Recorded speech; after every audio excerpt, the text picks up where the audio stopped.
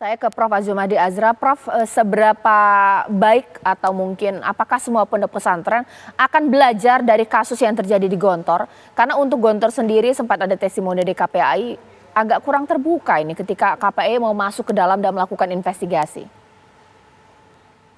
Ya, yang pertama saya kira memang kesempatan ini, kejadian ini bisa dijadikan momentum untuk berbenah ya bagi seluruh pesantren ya.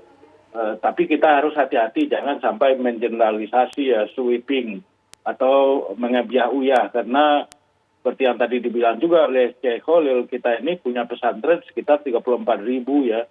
28 ribuan itu pesantren kiai-kiainya NU, kemudian sekitar 140 pesantren Muhammadiyah, kemudian pesantren ormas-ormas lain, dan seterusnya. Bahkan Gontor juga punya pesantren, baik pesantren yang cabang-cabangnya, kemudian alumni Gontor itu banyak sekali. Jadi ini kejadian yang boleh dibilang pengecualian daripada misalnya budaya yang sebetulnya di pesantren itu adalah budaya damai. Dan kita tahu bahwa pesantren ini boleh disebut sebagai safe haven.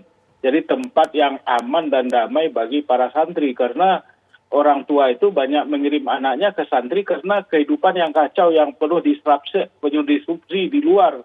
Gangguan inilah, narkoba, tawuran, dan lain sebagainya itu di luar. Makanya mereka dikirim ke pesantren.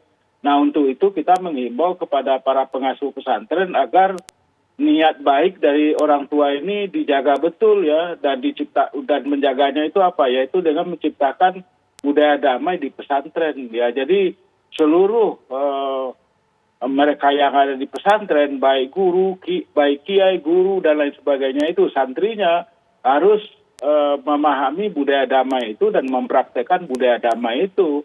Dan bahkan kalau perlu ya ada mata pelajaran atau ada ceramah, serangkaian ceramah mengenai bagaimana membangun budaya perdamaian, baik di sesama santri maupun juga antara guru ataupun pengasuh dengan para santri. Saya kira inilah yang harus dilakukan. Bahwa kemudian pesantren Gontor misalnya ketika didatangi KPAI itu bersifat tidak terbuka, saya kira ini adalah satu bentuk dari mekanisme pertahanan diri mereka. Baik. Jadi oleh karena itu memang mungkin mereka mau melindungi diri mereka. Baik. Jadi saya kira dalam hal ini tentu saja yang lebih berwenang dalam hal ini adalah Kementerian Agama, Direktorat Pesantren ya, Direktorat Pesantren agar lebih aktif lagi lah. Misalnya dalam membangun budaya pesantren yang selama ini menjadi pusat dari pengembangan wasatiyah Islam. Islam wasatiyah itu yang Islam jalan tengah, yang damai, yang tawazun, tawasud, nggak boleh berlebih-lebihan, main kekerasan ya.